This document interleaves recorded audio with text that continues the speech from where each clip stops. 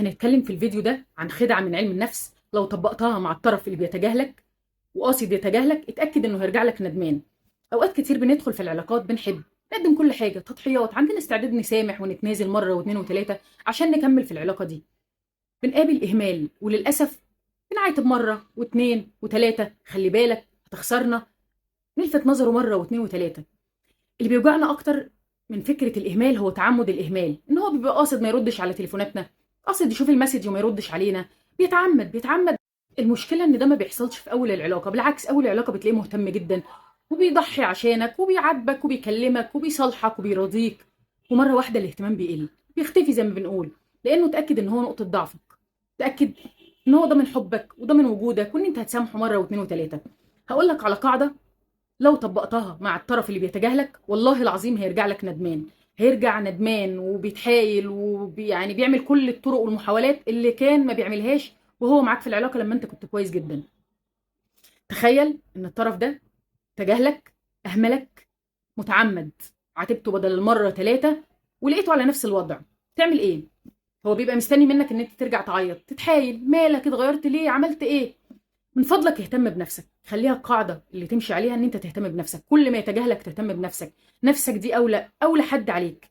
يعني هتطلب ليه الاهتمام من حد اذا كنت انت مش عارف تهتم بحالك، مش عارف تهتم بنفسك، مش عارف تقدر نفسك وتعرف ان انت عزيز. خليك انت الفرصة اللي ما بتتكررش، فرصة بتتعاش مرة واحدة، اللي هيمسك فيها، اللي هيقدر قيمة الفرصة دي وقيمة نعمة وجودك في حياته هو اللي يستاهل يبقى موجود فيها. اهتم بنفسك، ما تسألش شوف انت بتحب تعمل ايه، ما تخليش محور انبساطك وسعادتك عليه، خليه دايما موجود، بس بما انه ما قدرناش، ما تعاملش معانا بالقدر اللي احنا نستحقه، يبقى بلاش وجوده في حياتك.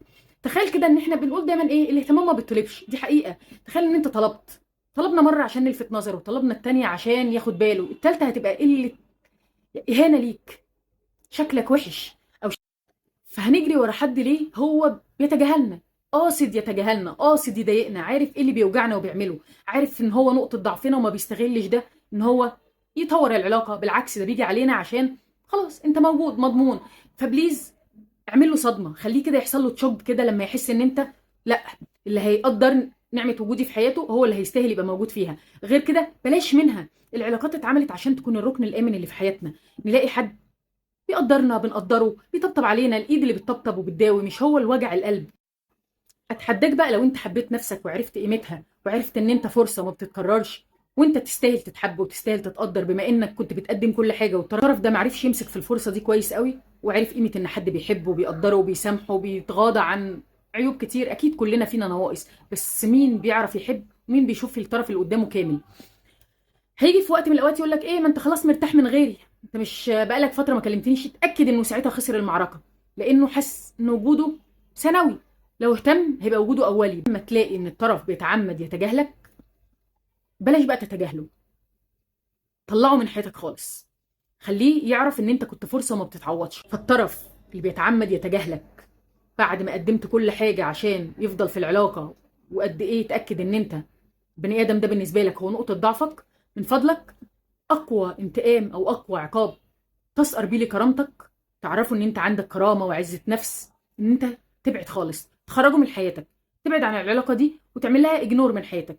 اه بنحب، اه عايزين نكمل، بس كرامتنا ابقى، عزه نفسنا ابقى. لما نكمل في علاقه مش مرتاحين فيها ومذلولين فيها، يبقى انت ما كسبتش حاجه، بالعكس انت خسرت نفسك.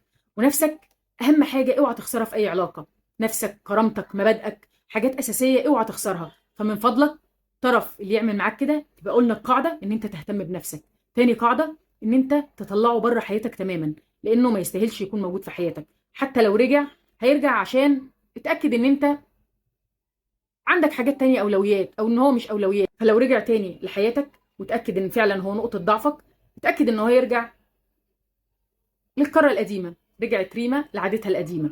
خلي نفسك رقم واحد في حياتك، أنت بتدخل العلاقات عشان تبقى مرتاح، تبقى مطمن، تبقى شايف إن أنت فرصة، بتقدم كل حاجة، بني آدم حقيقي. طالما بتعمل كده يبقى الطرف اللي ما يعرفش قيمتك خرجه بره حياتك.